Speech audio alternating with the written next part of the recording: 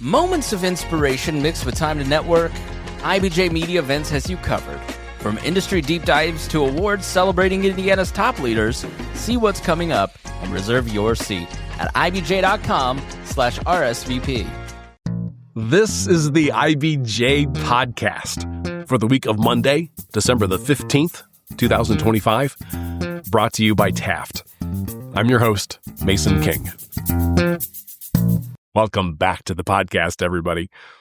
As promised, we're spending some of this month catching up with podcast guests from the last year who can give us perspective on what was accomplished in 2025 and what's in our future. At about this time last year, I interviewed Jamal Smith about an ambitious initiative to do no less than increase the life expectancy of residents in a set of historic neighborhoods in Marion County. You know the neighborhoods as Crown Hill, historic Flanner House Homes, Highland Vicinity, Meridian Highland, and Ransom Place. They contain in total more than 9,000 residents who, due to a number of socio-economic factors, have a much lower life expectancy than folks who live in other parts of the Indy metro area. The neighborhoods are immediately north, west, and south of the massive $4.3 billion IU Health Hospital campus under construction downtown. Smith is the executive director of the nonprofit group Indy Health District, which was formally launched a year ago by IU Health in collaboration with several adjacent community-minded organizations and representatives of the neighborhoods. Indy Health District's most immediate goals include providing access to healthy food and quality education, investing in trails and other infrastructure, partnering on projects that create affordable housing options, and helping residents find gainful employment. As Smith and I discussed last year, there are no quick fixes for these problems, and coordinating the many elements of the initiative with a staggering number of stakeholders requires elite powers of persuasion, communication, and humility. Smith is our guest this week to give us a one-year progress report, including updates on strategies that worked and situations where he needed to ask for grace and go back to the lab. And he shares the four main goals of the district's newly composed strategic plan, the next steps, if you will, toward the district's ultimate goal. Here's our conversation. It's my pleasure to welcome back to the podcast Jamal Smith, Executive Director of Indy Health District. Thank you for making time to give us an update. Absolutely. Thanks for having me. Sure. I'll remind everybody about the Indy Health District and its mission. The district is a nonprofit, or I should say, Indy Health District is a nonprofit that is dedicated to reducing health inequity across Indianapolis. It has been a year since we last spoke, so you guys are about finished, right? I wish. Not even sure we made it to this, like the marathon. You know how you have what do they call them? Waves of starters. Like we're inching up to the starting line. I think we've been pretty productive, I'd say, in our short tenure, but boy, is there a lot of work to do. Okay. There's one thing I think maybe be best for you to recap. So how do we explain the relationship between Indy Health District and Indiana University Health and its $4.3 billion hospital complex that it's building south of 16th Street? Mm-hmm. Yeah, so IU Health, for all intents and purposes, is kind of like the incubator of the Indy Health District. But it's important to note that the Indy Health District, Inc. is a separate entity. IU Health does not own the Indy Health District. The IHD, as we call it, has its own tax stamp, its own tax ID, its own nonprofit, EIN, all those things, right? So it operates separate. It is a supported organization. So IU Health and other anchors are connected to it by way of being supported organizations. The others include IU, School of Medicine, Citizens Energy, the Indianapolis Children's Museum, and IB Tech. Okay. And the creation of the district was spurred by the construction of the hospital? Yeah, by that investment that IU Health, that magnificent investment that IU Health is making, the largest, as we understand it to be in the Western Hemisphere, I think is the way that it was framed, and probably the single largest investment of its kind that we will see in our lifetime, right? So it's that significant. And the idea behind it, and shout out to IU Health CEO Dennis Murphy, who and other leaders there at IU Health, who have consistently said, if all we have is a hospital at the end of this, then we would have failed. So understanding just the amount of energy that investment would spur, the amount of interested investment and development that it would spur, I think we all took on the notion and responsibility that investment in the neighborhoods surrounding the new medical campus was just as critical as the hospital itself. Okay. So I'm trying to imagine you at cocktail parties over the holidays, and you're trying to explain to your distant relatives what I do for a living. What you do for a living. Actually, that's and it's, I imagine it's something along the lines of, I'm leading an effort to reverse more than a century's worth of economic and cultural disengagement across a large swath of downtown Indianapolis. I'm about to steal that one. That's actually probably better than I've done. What do you usually say?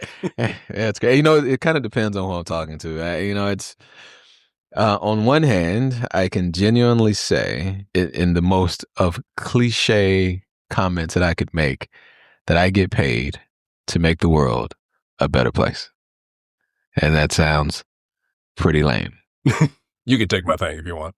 Yeah, but man, let's talk about that though, Yeah. right? So all the things that we are trying to do in the district, one would start out by just identifying all the issues that lay within that footprint. The life expectancy is a North Star. We always start there, right? According to the census tract data, those who live within that 1,500 acre footprint are scheduled to die, let's call it in their mid 60s, which, compared to the suburban counterparts 8 to 10 miles north or south, who are scheduled to die in their 80s, 90s in some cases. And much of that has more to do with social, economic, and environmental factors, and even access to the very hospital itself. So the district, in essence, was designed to address all of the social impediments, all of the social determinants of health that impact that life expectancy. So all the things, whether directly or indirectly: affordable housing, food access, the ability to afford things like childcare, employment, workforce opportunities, education, mental health supported mechanisms like green spaces, parks, trails, bike paths, like all those things are within our purview. And in essence, your development or investment in those things are designed to make the world a better place. So I'm not being hyperbolic when asked that question. I am genuinely being paid to figure out how best we can make the world a better place. Now, look, I know how utopian that sounds, and I also understand how complex and difficult the work is. If it wasn't, it would have already been done by now, right? And I probably wouldn't have a job. But the fact of the matter is, it is difficult, complex, and its mere existence, to your point, is the result and consequence of decades, and depending on the topic, sometimes centuries worth of disinvestment, and sometimes intentional disinvestment in neighborhoods. And so it's going to take some time to dig out of that hole. What's really interesting to me just about the hugeness of the effort. Yeah. It requires a coordination with a really large group of stakeholders. Yeah. And the goal isn't easily attainable. It's not like saying, hey, we're going to raise $10 million. Yeah. Or we're going to try to get 3,000 volunteers to do this project over a week. Yep. It is, it's an all-encompassing. Yeah. It's so big I can't describe it. Effort. It's funny. So that is one of the questions I get. So they'll say, the question will come in some form like, so when will this be done? Yeah. Right. When are you done? And I'm going, hell, if I could figure that out, I'd instantly become the richest man on the face of the earth. The truth is, as I mentioned before, the issues are decades and centuries in the making. So the solution isn't going to come overnight. This is not a 1, 5, 10-year solution. We have some early wins, some things that we can do in short term, but some of these things are going to take some time to develop. And even once we develop them, some of the things are going to take some time to see and recognize whether or not we've had the impact that we wanted to have. Again, shout out to all the anchors who are supporting this piece, our supported anchors. Their willingness to stand behind it, invest in it, and be patient enough to see it's going to, because I always use the metaphor, we're going to step to the plate sometimes, we're going to swing, we're going to miss. Our commitment to the community, though, is that we continue to step up to the plate and take swings. I think historically what happens is there's a fear of stepping up to the plate for fear that you will make a mistake or you will miss. So you never invest and it never happens. And so the same issues just continue to plague the community. Mm-hmm. Or you have the gumption to take somewhat of a swing and the sheer idea that it misses or it foul tips, using a baseball analogy, just scares the hell out of the corporate space. And so they white paper it or they plan it to death and it never happens. We have been able to, as they say, build some of this plan while we fly. So while we are putting plans together, we've actually been executing on some of the requests and demands, which I think makes the Indy Health District unique. So about a week ago, you hosted a 1-year milestone event. Yes. To talk about the progress so far and to unveil a strategic plan. When we spoke a year ago, I recall the most concrete thing that I could wrap my brain around was a grocery. Yeah. Like the consensus item is in these communities was we need a good grocery. At the time there was one, I don't know if it's still there, the Cleo's. Cleo's is still there at Flanner.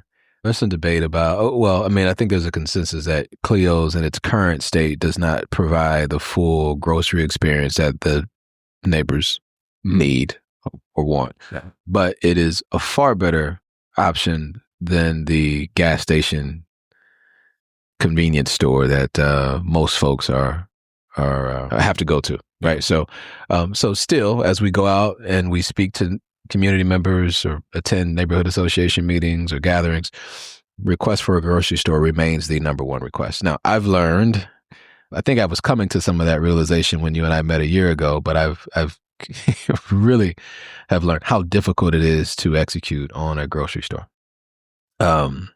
And I understand now better how and why in spaces and places similar to the district, why they don't exist in its current form. The delicate dance that you do is as we work for all the development, not just grocery store, but all the development, while trying to prevent displacement and gentrification of the people who live, work, and play in the space currently. Yet we want to bring something like a grocer in, and the grocer will say, in order for us to come in, we need all of these things to happen first. And most of those requested items from the grocer resemble gentrification. So we've got to figure out that sweet spot that prevents that displacement, but yet makes it attractive for a grocer to make it in. I feel a lot better today than I did a year ago in terms of our ability to execute on that. And I feel confident that we will get that done. It just turned out not to be as easy as I think I naively thought it would be at the very beginning.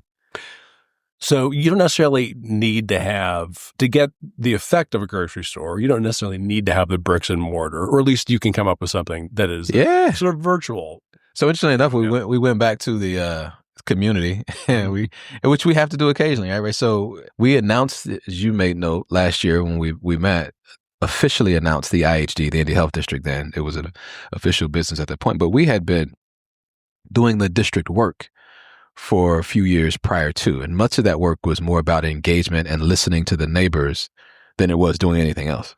And so that grocery store request came out early on. And of course, in my zest to make sure that we were fulfilling the needs of the community, I'm like, don't worry about it. We're going to get this grocery store right away, right? Just to go and find out, hey, you got a lot more work to do than you think for a grocery store. So we had to go back and say, hey, this is still on the radar, but it's going to take a little more time and effort than I originally thought, and ask them for grace and patience.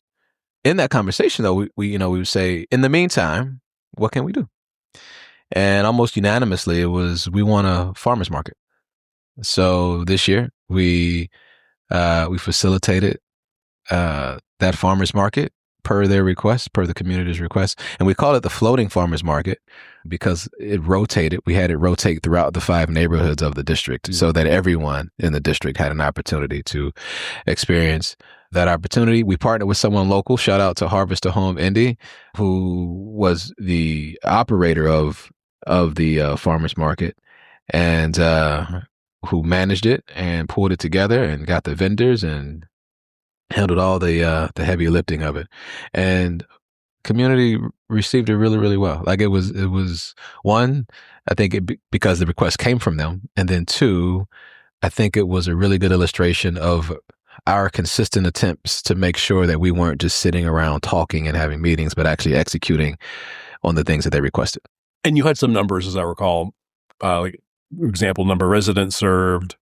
There's a component of this I thought was interesting, a health monitoring component. Yeah, man. Some of the wins of that farmers market. So over 1,500 residents came through on the market. So we're excited about that. So we partnered with IU Health on that to provide health screenings to anyone who came through the markets, right? Blood pressure checks and the like. And to incentivize folks, one, for coming and making sure they made it to the markets, but also, two, for getting their health screenings, we offered food vouchers, like vouchers for folks to come in. $5 if you just registered for the markets. And if you went and got your blood pressure checked, that was an additional $10. So you would start out with $15 worth of money to go shopping in the market. So that went over really, really well. We actually ended up giving out around $16,000 of vouchers to residents that came through. So really big win. And over 900 people got health checks, health screenings during that time. So we counted that a really big win. And we learned throughout the process too, right? Like I said, it rotated. Some locations worked out well in the beginning. And then when they didn't, we had to adjust. Sometimes the time of day may not have been perfect. And we went back to the community and adjusted the time. So it is ever evolving. But I think per the feedback we received, the overarching support from the community meant a whole lot. And is that continuing? Absolutely. We look to kick it off in 2026, rinse and repeat, but try to improve it, make it even bigger and better than it was last year or this year. Sure. What other accomplishments did you report on? Yeah, so housing. So as you recall, we talked about, of course, food access being number one, specifically the grocery store. Number two has consistently been housing and the need for more housing, better housing. And this year we celebrated in partnership with Near North Development Corporation, the city of Indianapolis, and a host of others, INHP, IHCDA at the state, the groundbreaking of some housing, some townhomes and duplexes right at 22nd and Illinois. So if you were to drive by there now, you'd see that under construction. We celebrated that groundbreaking. We also celebrated the remediation and hopefully the demolition here soon of a multifamily affordable unit, about 116 units, on the Meridian side of 22nd Street, known as M22. So all in partnership with Near North. They are the CDC that we typically work with around housing in that space.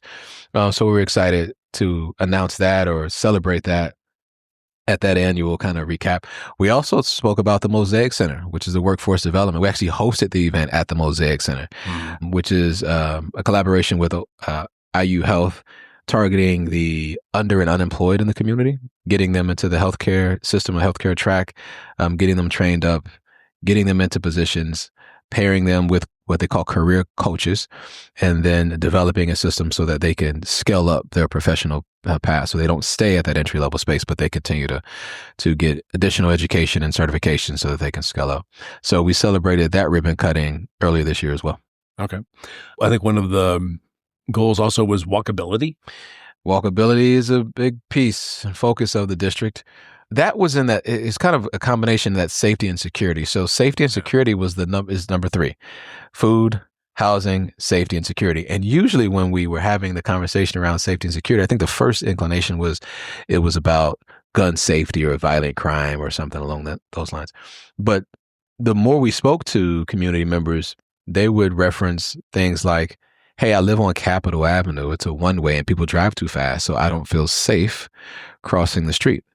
Or there's not a park close and the park that's across the street is in really bad shape and I don't feel safe allowing my kids to go play in that space. So we've invested in some things. There was a trail, one of our earliest health district investments is a trail that came down Capitol from Fall Creek down to 21st Street was the first phase. And subsequent phase of that is happening on Senate from 16th up to 21st Street on the front, basically the front of Methodist Hospital there. And the idea, the long-term goal here is, to your question about walkability, is to make sure that the health district is the most connected space in the city. That trail will eventually make it to the canal, to the cultural trail, and then to the Monon. So from the district, you'll be able to get to any part of the city, through that trail system. So we're excited about those efforts. I wanted to go back to housing real quick. Yeah. So there's an affordability component to these two projects. What is affordable for downtown? That is so debatable. Now, there's some debate on whether what HUD defines as affordable is actually affordable. We could have that debate some other time. And I, for one, am inclined to actually agree that it feels a little expensive. But maybe I'm a little antiquated in my thinking as an inner city kid who grew up, mom, raising us by herself. And I try to think, could my mother afford what HUD considers to be affordable? And I have a tough time swallowing that pill, but we do. We follow the rules set by, the Federal Housing and Urban Development Organization known as HUD. And then we try to support the neighbors through other programming and supplemental things to offset what may not be as affordable as we would like it to be. So the rent is set at a lower than market rate depending on the income of the... Yeah. So if you are using some of those funds, like there's tax incentives, tax credits and things that go in to help deliver the actual development, which triggers a cap on what the rents can be. Got it. And based off of the area median income. If you were to fund it yourself, for lack of to oversimplify it, then you don't have to adhere to those. You can make it as high as you want it to be. Yeah. We have a level of affordability that we want to make sure that we maintain in the district. And so that is one of the ways that we approach it. Okay. Got it. Okay. Let's take a quick break to hear from our sponsor. This is the IBJ Podcast. Taft, today's modern law firm. At Taft, we cultivate a highly respectful, transparent workplace that fosters creativity, teamwork, inclusion, and diversity. We couple our culture with a client-first approach, rewarding lawyers who understand their clients' goals and work to deliver success. Taft, the modern law firm. To learn more, visit taftlaw.com. All right, we're back with this week's edition of the IBJ Podcast and my interview with Jamal Smith about working toward raising life expectancy in 5 urban neighborhoods that comprise the Indy Health District. What other accomplishments did you have? Oh, man. So early ones to announce, I think we spoke about this one last year, was the fellowship at Addicts, which is one of the earlier ones too. We have so to be able to speak to the cohort of young people coming out of that fellowship, really amazing. A number of them are coming to work at the hospital, but the vast majority of them are going on to post-secondary careers. So we're super, super excited. Oh, so they've been through 1 year of the program. Yeah, so we've had a couple of cohorts graduate. So we approach the kids in their freshman year, introduce them to the program. They begin in the sophomore year and they go all the way through. So we've had a couple of cohorts that have graduated now and are now either in their post-secondary careers or they have come to work at the hospital at some of the opportunities that are presented by IU Health. And yeah, in Addicts, I'm not going to explain this correctly, but it's what we used to call a magnet school, basically for people who would want to work in the medical profession. Yeah. So, and they stopped using magnet piece, but it's a health science high school. I think it's education and health sciences. So it's fitting. And for what it's worth, Addicts is such an amazing school. The history of Addicts is just amazing. So that coupled with its proximity to IU Health and it being a health sciences magnet, for lack of a better phrase, just made it promising. And if I'm in the fellowship program, what does that mean? Yeah, well, that means you get introduced to, you kind of engulfed in the healthcare space. And the fellowship is laden with a number of things: paid internships you receive, externships. We are intentional about kind of the social networking component of professionalism. So the students are introduced to healthcare professionals of all kinds so that they know the breadth of opportunities within healthcare. It's not just doctors and nurses, which are amazing professions to pursue. But, one of the things that I've learned is working so closely with IU Health is that regardless of what your interest is, there is something within the healthcare system that fits that interest, from real estate to, legal to strategy and government affairs and fundraising to communications, you name it, there's something there. And so it's cool seeing the light bulb go off in young people when they're like, oh, I could do that and, work for the hospital. Like, yeah, you absolutely could. How many kids would be in a fellowship class? A cohort? Yeah. So the cohorts average, they fluctuate in the very beginning, but I'd say they average between 25 to 30 students that'll come through. Significant. Yeah. Well, that's right. Not as big. I mean, we, Lord willing, we keep working at it, and more and more we're trying to figure out what that looks like in terms of expansion, maybe other schools, maybe larger impact in addicts. We'll see. Okay. So at the event last week, you then unveiled the 2026 strategic plan. I assume the plan was formulated over the last year. What went into creating this plan? A lot of conversations and meetings. And so one of the way that we have traditionally functioned as an organization has been ensuring that whatever we do, whatever investment we make, is genuinely and sincerely done through the input of the people who live in that space. And I know a lot of organizations will come through and say, oh yeah, we do with the community. But I learned early on that wasn't necessarily the case. So we spent a lot of time and it's difficult to get folks to come out. Mm-hmm. And there's like this fatigue of being surveyed and questioned about things. But we continue to do it so as to prevent the alternative, which is something starts to happen and inevitably someone will go, hey, I didn't want that to happen, or that's not what I would have recommended. So I always say, folks, look, we are trying to get the word out. Make sure you show up when we have these events, because there will be a time when something starts to come out of the ground, right? Or a program begins and you don't want to not have had a part in whatever that thing might be. So that's how it would begin to answer the question about how did this start, we started tapping into the community early. Before we started the tape, you said there are about 9,000 people who live in the district. How many of those people actually were present to listen to or provide input? Yeah. So throughout that process, we had about 900 people that were connected in some way, shape, form, or fashion, right? Okay. Not all at once, right? But through a series of meetings. And even that percentage is not enough. In a perfect world, you're like, oh, we want all 9,000+ to be a part of it. So we'll continue to to tap into the community, continue to have opportunities. But that was a number that got us going. Okay. So you ended up with, I believe, four goals. Broad goals. Hit me with 4 broad goals. The first of which was the community was really vocal about, ironically, the Indy Health District continuing to strengthen, I could never say that word, our partnership with them, mm-hmm. and solidify that trust. So continue to do the things that, will authentically strengthen that trust and connection to the community. So that was one. So building transparency, making sure that we report on the successes and failures. I always use an example like the trail, the first one that we have coming down Capitol. It came by way of request from the community. The end result of that trail was not 100% what the community was asking for. There was some landscaping things, and the community let us know. So we go, okay, point taken. We'll take that back to the lab and we'll figure out what we can do to make that better. But staying true to our commitment of stepping back up to the plate to take that swing, right? So, and I think those types of efforts feed into that number one goal, which is authentically building that trust with the community. So that was one. And there's a number of things that go into that, including our metrics and dashboards that if you go into the IndyHealthDistrict.org, you can see that. How are we tracking our successes and failures for that matter? And how do they, every time we invest in something, how is that impacting that North Star? And our North Star is that life expectancy that I spoke about earlier. So that I didn't realize that. So the life expectancy is the quantifiable goal. That's the North Star. Yes. Right. Understanding that that's a big needle.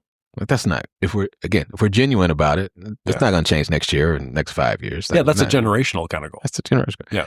But it is like the big goal. To that end, we understand that there's other inputs that influence that, right? So people's walkability, livability in the district, can they afford to live in their home? Can they afford childcare?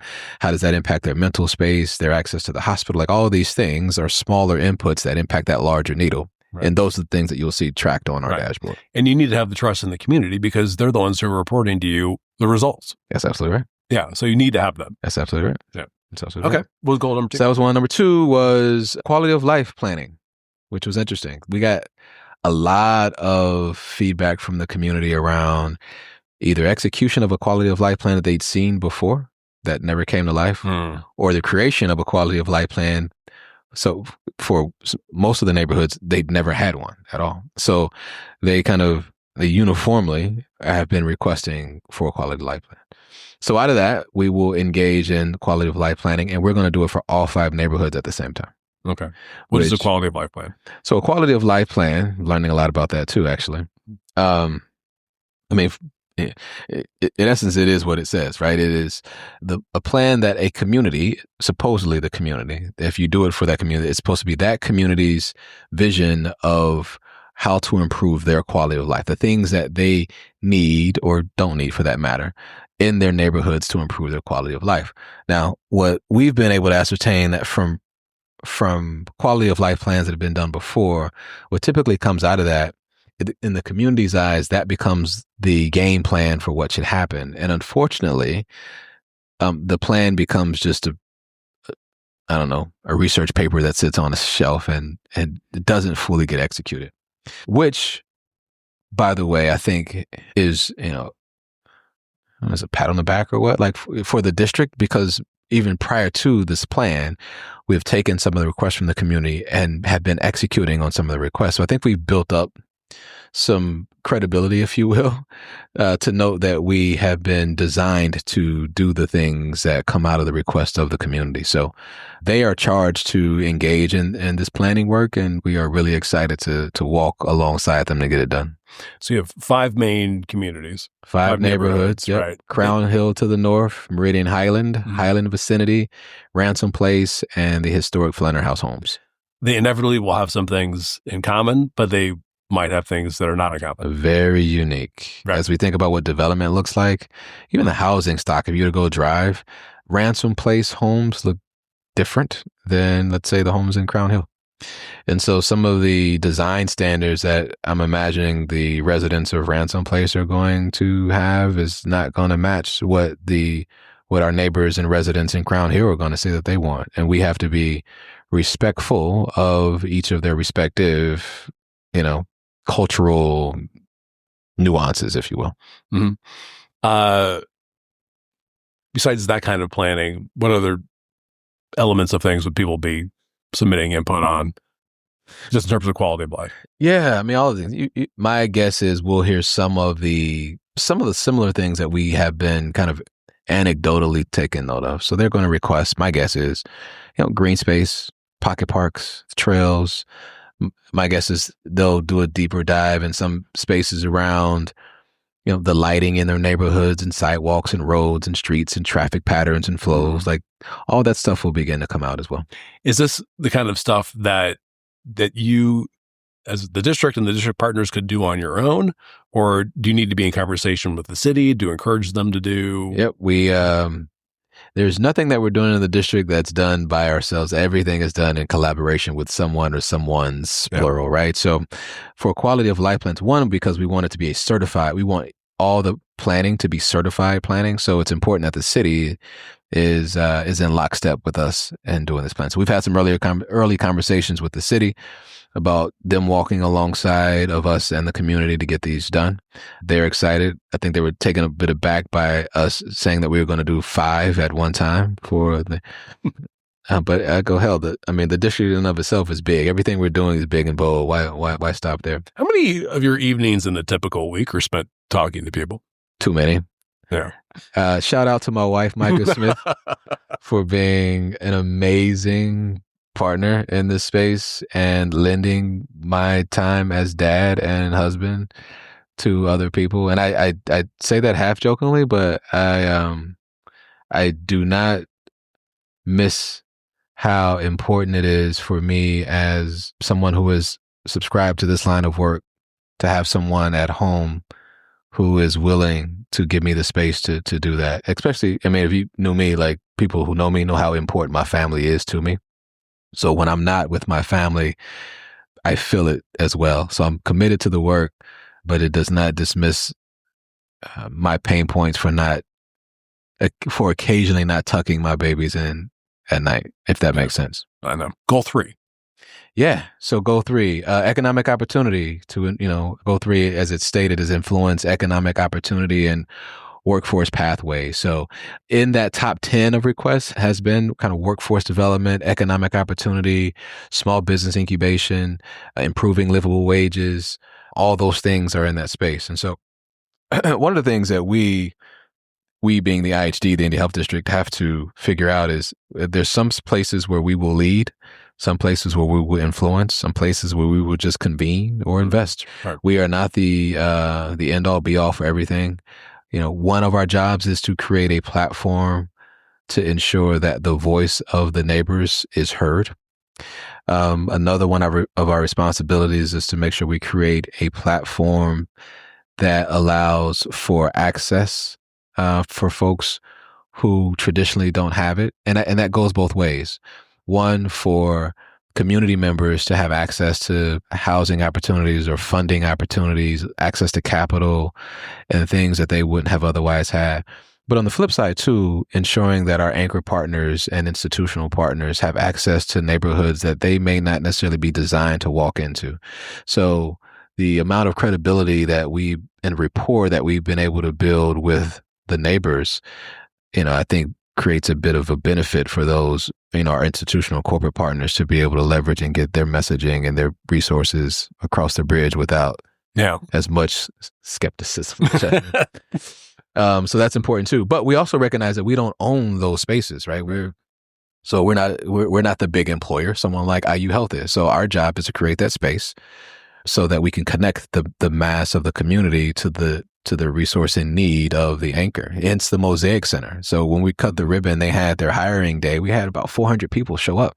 It's amazing. It was the line. There's some pictures somewhere. We had a line coming out of the Mosaic Center, wrapping around the block, up to 16th Street, like 16th and Meridian. It was like we had the police showed up because there was some traffic issues. Like it was that many people who were there and excited about the opportunity.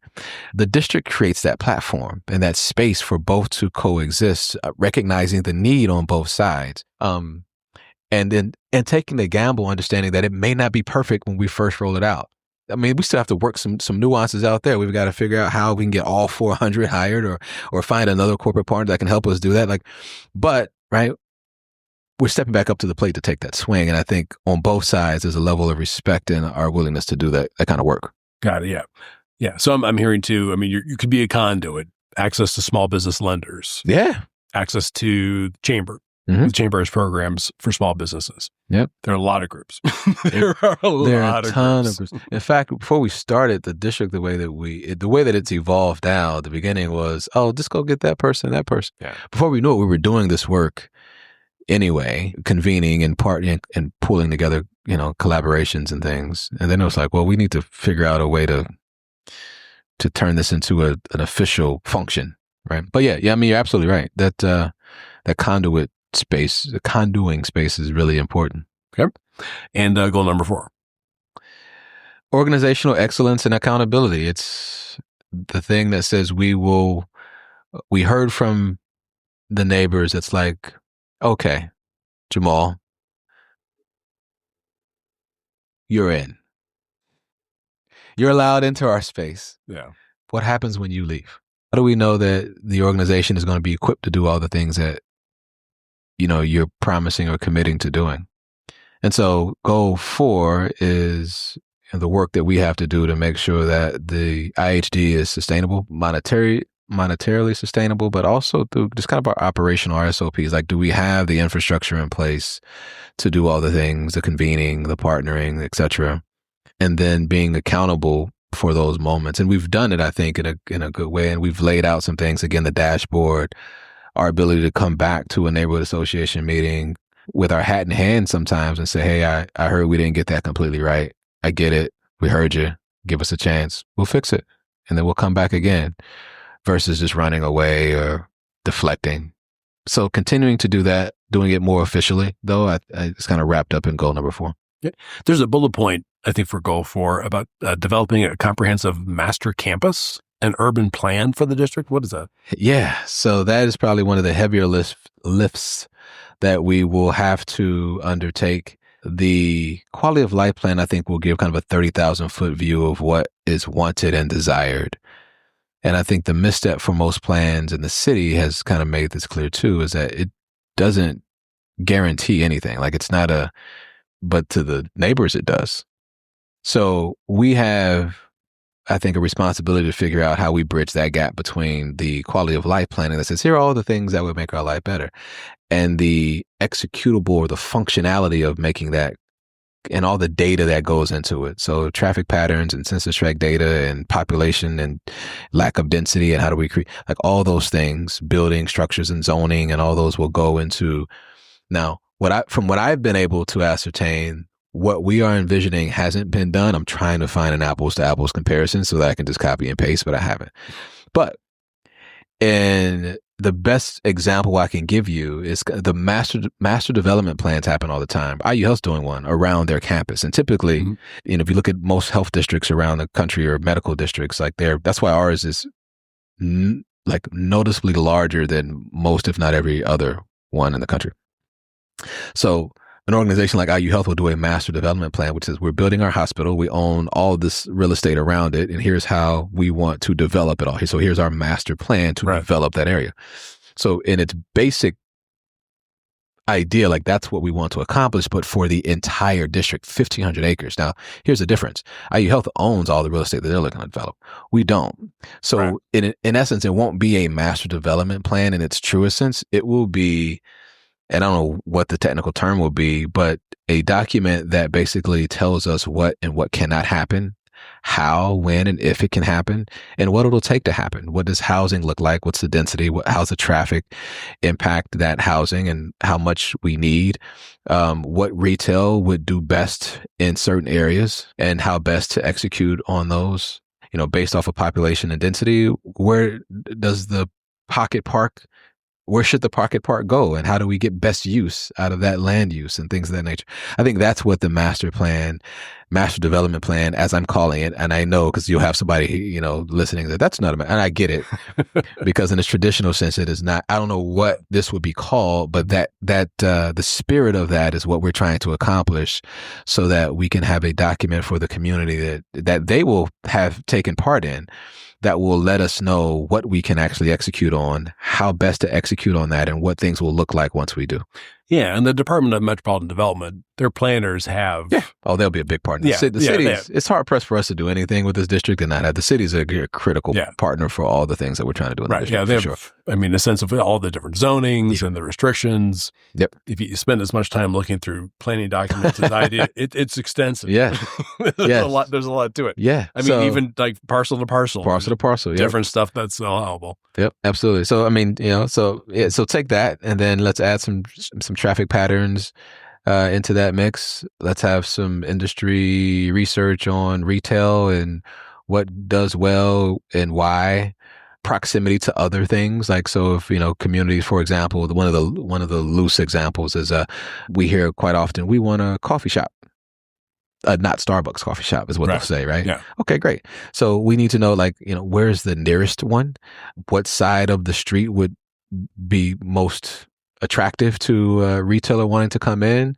What's the population density, and what does that mean for sales? Like, all that research and data will go into helping inform a decision that we can make. And from there, then the district, based off of what would come back and then what the community would have requested, we can go figure out who we partner with to make that happen. What retailer, what funders, what partners would be interested in helping us deliver on that request. Okay. So a year from now, yes, there'll be another meeting. Yes, there will. There'll be another progress report. In fact, that'll be the big meeting. Keep in mind, we will probably have had 4 to 5 meetings leading up to that big meeting, just making sure that we touch base. So yes. Second annual progress report, and then and planning for the future report. Right. So we're not going to get all this done in a year. No, this is... do you have a sense of it's the long game. What needs to be done in the next year? Well, we need to get some of these plans solidified, right? Quality of life planning, I think, needs to come out of the gate. And the beginnings of that what we're calling master development planning, needs to begin to happen. And again, here's the funny thing. We've done some of this work already. So I feel good in that we're not starting completely from scratch, but we need to get there. In the meantime, housing is a consistent need. We will continue to have discussions with our partners in that space to figure out where and how we could, we can activate more housing, supporting the current housing, in residents, as well as thinking about what new housing looks like. I think that'll be an undertaking in 2026 as well. How do you, as the leader of all this,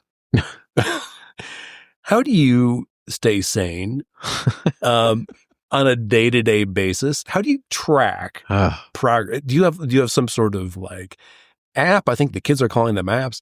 You have a giant whiteboard. How do you how do you determine how much progress you're making at any given time? That's a really great question. So I have all of those things depending on the other week. Yeah. I have a running to-do list of things that I'm constantly trying to check off. And that's a heavy one. So there's a few things for me that, let me back up. That was a loaded question, right? The first thing you said is, how do I stay sane? Yeah, let's do that. And I mean, that was kind of a throwaway, but I mean, no, it can be very tough. I don't think so. Like, this work is extremely difficult and complex and expensive. On one hand, we have to develop a good enough relationship with the community so that there's moments where we have to tell them to be patient. Like, we get it, but I need you to trust me and be patient. And historically, they don't have any reason to. Yeah. Like, none. But I think we've done a good enough job of developing, again, that trust. And like they say, trust takes a long time to build, and you can lose it in a split second. On the other hand, our corporate partners, I'm telling them, hurry up, let's go. So there's this push and pull on both ends that I think speaks to that level of sanity. Because, we'll go into the community and we're like, hurry up and do this. And we're like, dude. And then I'm on the corporate side. They're like, we need to do another data pool and a white paper on this thing, right? And you're like, come on. Like, we have to. So in those moments, I'm going, this is insane. This is nuts. Being consistent and being willing to step up, I think, are, important. But that sanity piece, I'm not sure you realize how targeted of a question that was, because that is a big one for someone who really wants to see this happen. And you have these moments where you go, man, like, today wasn't a good day because the thing that was supposed to happen today didn't happen. And now I have to go back to my corporate partner or my community residents and deliver not so good news at the risk of losing the trust we've spent so much time trying to build. The weight of just that conversation in and of itself is a lot, right? Yeah. So yeah, there's some pieces, but then you have the wins, and it keeps you going. Or you have the occasional person that'll be like, Jamal, thank you. We've been asking for X for a while. They've been asking for. They knew. Like, I've learned, even when they were asking for the grocery store, they weren't crazy. They knew it was difficult to get a grocery store, so they've also been asking for that farmer's market for quite some time too, and it hadn't happened. Not in the scale that we did it. So to pull it off, fumbling our way through it, mind you, because it wasn't some huge, big, it got a lot better as the days went on, but they were appreciative of that. And that stuff it's pretty cool. Or I get a call from one of the corporate partners who are like, hey, we found some funds to do X. Can you get that done soon? And I'm like, oh my God, I've been waiting on that call, right? Like, so yeah, so those are cool. Other than that, again, the dashboard is important. Every time we do something, I'm tracking that and I want to see how it's impacting, and I'm learning a lot. I probably spent more time with PhDs and professors who do analytics than I ever would have, just learning how all this data connects to one another. But I'll tell you, the biggest way, honestly, that I think I'm measuring success is honestly the conversations with the people. Like, anecdotally, you can feel it. They will let you know in their way whether you're on track or you're not. And they do it in a way that I don't think data could ever do it. Right. I walk out of a neighborhood association meeting or a meeting over at one of the community centers, and I walk out like, yeah, we're flipping amazing. Or I'll walk out like, man, I don't think this is going to go too well. Like, this is not a good day. But they are a really good temperature check.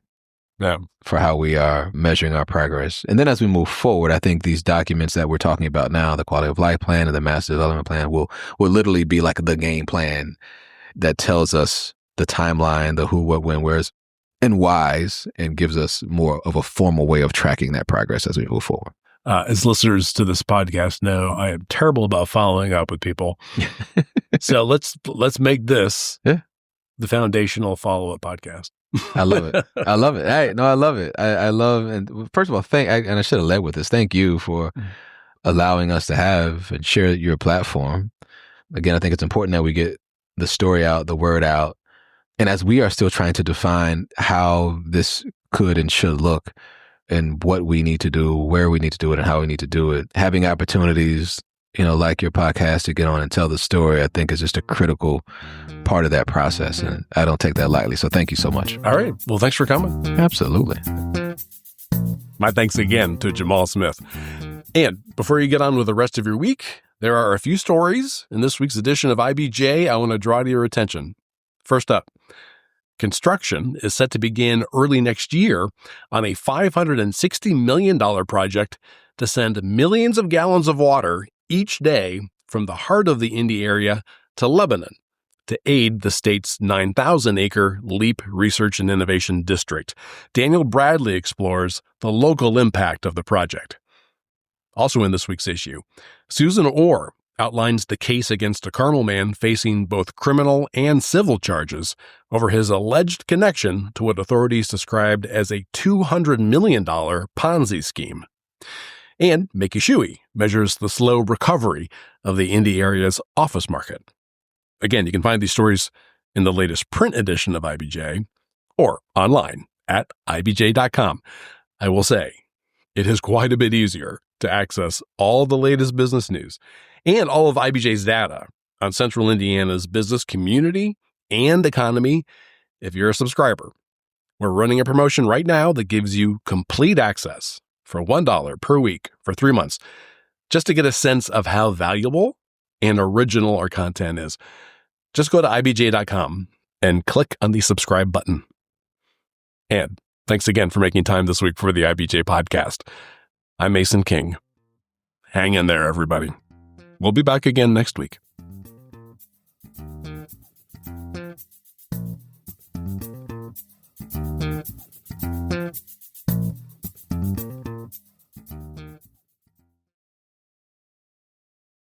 Curious about what's shaping law in Indiana?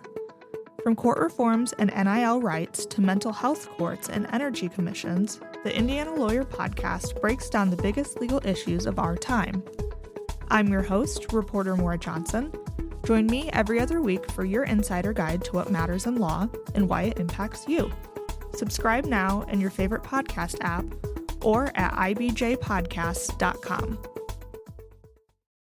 On the go? So are we. Get the IBJ Media app, your all-in-one news source for Indiana business news. Get breaking news alerts, read every story from IBJ, Inside Indiana Business, and the Indiana Lawyer, and listen to your favorite podcasts all in one place. Big news, small screen. Search IBJ Media and download the app today.